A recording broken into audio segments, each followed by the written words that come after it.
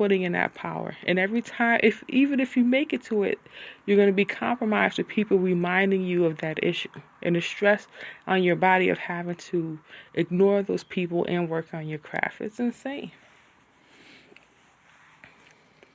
There's all types of avenues, but I guess in the world of having a head and in the head that can represent several type of genres at one time, like now with Cardi B and everything, they have like what they call a stripper rap or whatever, or strip club rap. Or it's, women. These are entrepreneurs who made their money in the strip clubs, and these are primarily where the hustles of that genre maintain. Like, you go to strip clubs, you find rappers, you find athletes. It's that culture.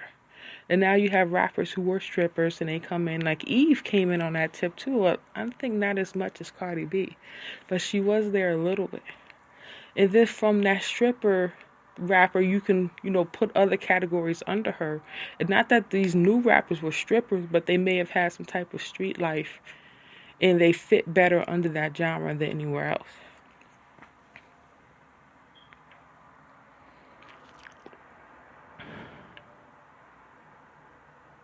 Not only, like, this is rapper, her name is Rhapsody. Now, she's what they call, she's lyrical, she's like that.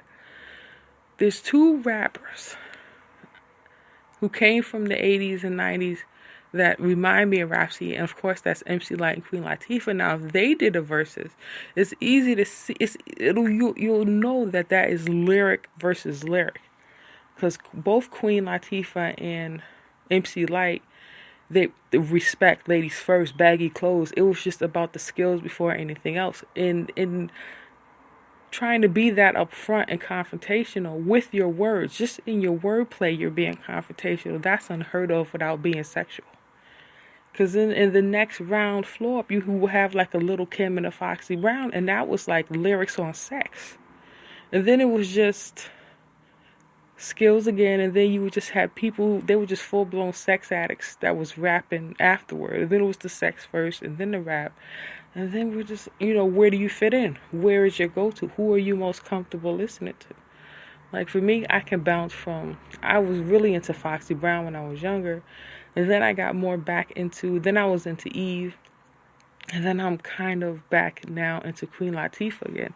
And that heavy D type of flow, I love, I want to get more into Rhapsody. I just need to buy some more of her music and get into it, like a Tierra Whack. Like, that type of hip-hop is so, it's just, God, why can't I make it make sense? I'm trying to make it make sense with what I know about hip-hop and where I came from. Like, for me, the first rapper that taught me how to rap was Rakim. Eric B. Rakim. My uncle used to bump his music all the time. I Like to Move the Crowd was one of the first songs I heard from Rakim, and I memorized that. So for me, I was all about lyrics and metaphors. Like, I was making metaphors that were so insane, but I was just about the metaphors. I wasn't about the delivery, getting in shape, having a heart, and pumping right. So you could be like that Andre 3000 in your lyrics, you know what I mean? And then, as I got older, I started slowly losing my abilities to write metaphors. They wasn't as abstract as they was. And then my writing went from writing raps, and then I started writing books in rap form. Like, I was writing 300-page books that was just like one long rap, but it was telling a story. I was like, okay, so I'm a storyteller. Okay, so I'm this, so I'm that. And then I found myself, in this day and age, the raps I write now are so rooted in my soul. It doesn't even sound like I'm rapping anymore. It just sounds like I'm telling a story. But that in itself is not, those type of raps are not street raps. They're not raps where I can be freestyling and balance somebody, then pull that out and it'll make a difference. That is something you can lay back and listen to in the night, maybe even smoke a joint to and vibe to, but it's not something where it's up front and it's challenging the culture, it's challenging the mode to form into something else. I haven't had that energy since I was in my early 20s. And then the shit I went through, that side of my life that went crazy like that, between, I think it was 2001 and 2002, I had to shut everything down, and that changed my mind state so freaking hard. It opened a part of my mind I wasn't ready for, which is how the street life activates, how they work and move. Having them watch that and learn that and move in their circles changed my mind state. Like, I couldn't rap the way I used to. It's too taxing. The streets itself move like hip hop. They move in rap form. So the bars you think is hot, it's just, water off a duck's back. It's just salt under the bridge. You got people who live metaphors, breathe metaphors, and destroy metaphors on a daily basis. So you have to go back, especially after I went up and saw Alicia Keys' people, and they told me, if you want to be in hip hop, you got to be about that life. And I'm like, what? I'm not about that sex life. I'm not.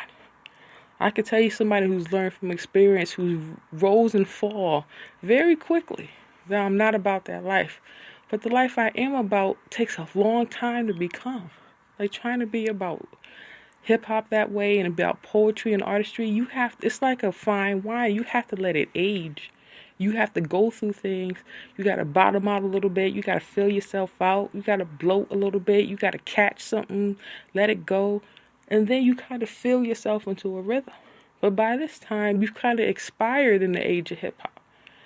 Unless you've been in the game since you were 20, you can't just pop up in your 50s like somebody who's been in the game in their 20s and think you're going to be hot. That's not how it works. But if you can come in on another tip, like if you're a writer or a painter or something, and then you offer a rhyme, they might give you a nod and say, okay, you're cool, but you're not about to hang and bang with the heavyweights. That's not how it works. It's not a fantasy that anybody can enjoy at the drop of a dime. That's just not how it works. And I had to learn this so fast. And then I had to be mature about who I was as a person. And 9 to 5 just pulled me right out of the loop. And that's where I've been for 20 years. But I never stopped rapping. I never stopped writing. That was just like my hobby on the side.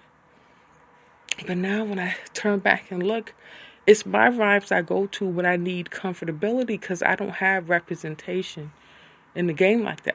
There's not any women that I know, maybe a Queen Pen or something like that, that's been through the kind of shit that I've been through and can talk about it on a stage like that. They just don't talk about what I need to hear. And then so, because my ears aren't included, I recluse away from the activity, and then I rap, and then I create the raps that I like to hear, and then I listen to myself.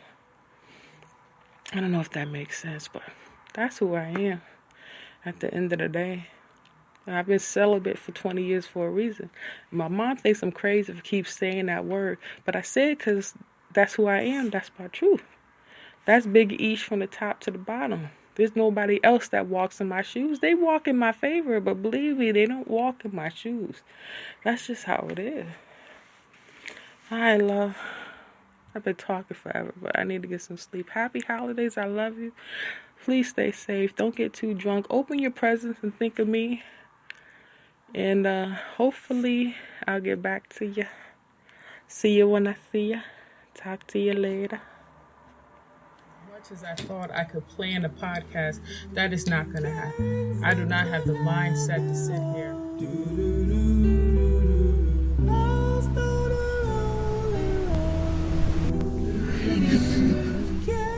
Chop up block for block how I'm going to tell you about weight loss and weight gain.